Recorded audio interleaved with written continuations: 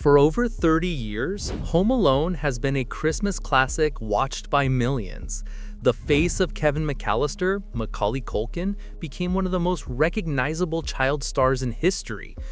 But behind that mischievous smile was a boy who never wanted this life, a child forced onto movie sets by an abusive father who saw him as a meal ticket, a kid who became the highest paid child actor in the world before he even understood what that meant. This is the real story of Macaulay Culkin, the childhood he was robbed of, the darkness that followed his fame, and the incredible redemption that almost nobody saw coming. The childhood that never was. The Culkin family and Kit's failed dreams. Macaulay Carson Culkin was born on August 26, 1980 in Manhattan. He was the third of 7 children born to Christopher Kit Culkin and Patricia Brantrup. The family lived in a cramped railroad apartment on East 94th Street, barely suitable for a couple, let alone 9 people. It was one long hallway with no separating doors except the bathroom, which didn't even have a lock. Kit Culkin was a failed stage actor whose career peaked as an extra in West Side Story in 1961. His career ended embarrassingly during an off-Broadway production of King Lear when he fell off the stage on opening night. Unable to cope with the shame, Kit stopped acting and did something much worse. He forced his dreams onto his children. Initially, Kit focused on his firstborn son's shame, dragging all the kids to auditions and rehearsals. But Macaulay turned out to be naturally gifted. By age 4, he was acting in stage productions. By 9, he starred in Uncle Buck and nearly stole his show. Producers loved him. Macaulay started booking every role he auditioned for, and Kit saw his ticket to Hollywood. Total control and abuse. Once Uncle Buck made $67 million, the family became completely dependent on Macaulay's income. Kit stopped working entirely, living off his son while controlling every aspect of his life. Macaulay later described his childhood with brutal honesty. "Did you have any say in whether or not you worked? Not really, no. I never chose the projects. My parents chose them. I never even read the scripts. I just show up, hit my marks, and recite my lines." Child labor laws required Kit to supervise Macaulay for up to 10 hours every day on set. This meant Macaulay was constantly trapped with the man he hated most. "We disliked each other," Macaulay said. "But now I become the sole focus of him because I'm earning money, so I'm going around the country locked in a room with a guy who doesn't like me." It wasn't just emotional abuse. Macaulay confirmed his father was physically and mentally abusive. He was a bad man. Honestly, he was a bad man. Even when Macaulay was making millions, Kit would force him to sleep on the couch, just to remind him who was in charge. Home Alone and the Peak. The script written for him. In 1989, John Hughes was packing for a family trip when he jokingly added the kids to his list. That sparked an idea. What if I left my kid home alone? Hughes had worked with Macaulay on Uncle Buck and was so impressed that he wrote Home Alone specifically for him. The phenomenon. Home Alone was released in November 1990 and became a cultural juggernaut, earning nearly $500 million worldwide, making it the 3rd highest grossing film of all time behind E.T. and Star Wars. Macaulay was paid just $100,000 for Home Alone, but Kit immediately leveraged his success. For My Girl, Macaulay earned $1.5 million. For Home Alone 2, he got $4 million. By the time he starred in Richie Rich and Getting Even with Dad, he was making $8 million per film, the highest paid child actor since Shirley Temple. At 12 years old, both Macaulay and Kit were among the most powerful people in Hollywood. Premiere Magazine ranked Kit as the 48th most powerful person in Hollywood, ahead of Michael Douglas and Eddie Murphy. But studio executives hated working with Kit. He tried to seize creative control of every project and made enemies everywhere he went. The breaking point. After The Good Son in 1993, 12-year-old Macaulay told his father he needed a break.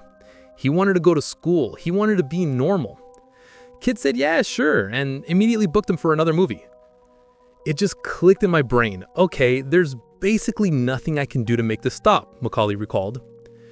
4 more films released in rapid succession. All of them flopped or underperformed. By 1994, at just 14 years old, audiences were tired of seeing Macaulay in everything except Home Alone. The downfall had begun. Walking away and the collapse. Freedom at a price. In 1995, Macaulay did something almost unheard of. He quit acting entirely.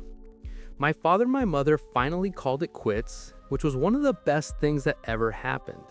I was able to walk away. I just said, I'm done. I hope you all made your money because there's no more coming from me. But his parents' divorce triggered a vicious custody battle. To access his own money, estimated at $15 to $20 million, 15-year-old Macaulay had to legally remove both parents from his trust fund and hire an independent executor. Kit never showed up for the final day of trial. He stole all of Macaulay's childhood memorabilia and disappeared. They haven't spoken in over 30 years. It was never about money for him. It was about control.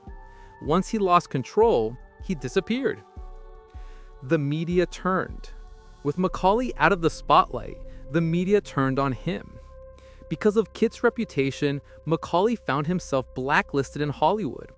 He didn't do a major film role for 10 years. He went to high school, got married at 17 to actress Rachel Miner.